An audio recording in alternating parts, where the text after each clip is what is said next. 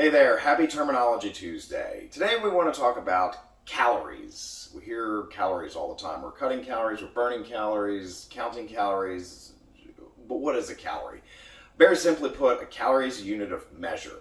Many years ago, when we first discovered calories, it was how much heat could raise a specific volume of water by like 1 degree. We won't get into all the minutia, but it's a measurement of heat is what a calorie is. So when we talk about burning calories, it literally came from burning things to heat up water.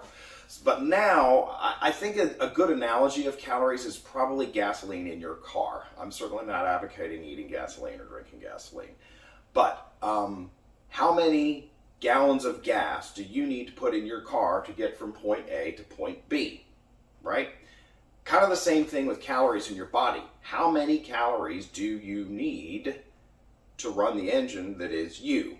That's going to vary widely for every one of us. It depends on how we drive our car, right?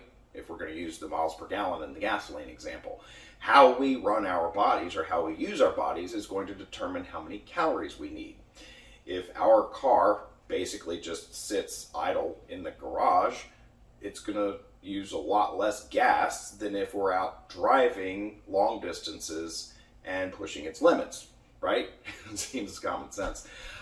Let's take a little bit of a dive into more specifics about calories and what goes into them. There's basically 3 what we call macronutrients that go into calories. Don't be scared by the term macronutrients. It's fats, proteins, and carbohydrates. You've heard this stuff before, okay? For fats, a good example of like a healthy fat is olive oil. Fats are in all kinds of things though. In this case, 1 serving or 1 tablespoon of olive oil has 120 calories. Most of that is from fat, so this is basically just a fat. What does 1 serving or 120 calories of olive oil look like? That's a shot glass right there. So it's not much. I mean, you can see if you're going to have use olive oil in a marinade or to saute something, that's 1 serving. That's 120 calories right there. So it's really easy to get carried away with calories on something like olive oil.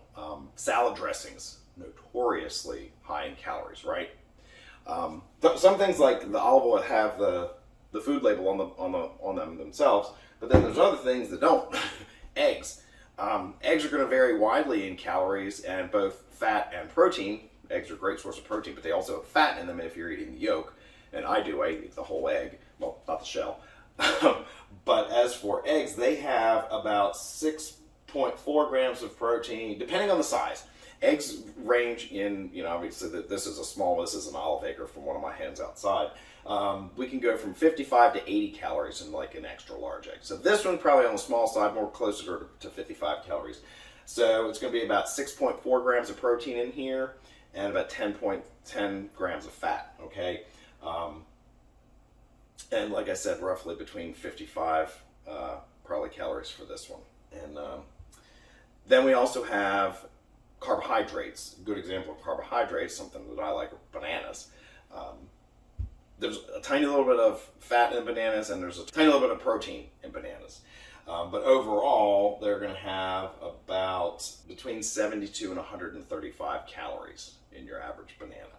And that is about 19 to 35 grams of carbohydrates. Again, depending on the size of the banana. Some of these, these are I would say these are like average size, medium sized bananas.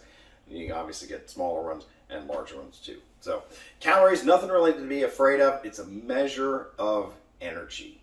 So how many calories do you need to run that engine of yours? You thought about it? If you're unsure, shoot me a message. I'll help you figure it out. Have an awesome day.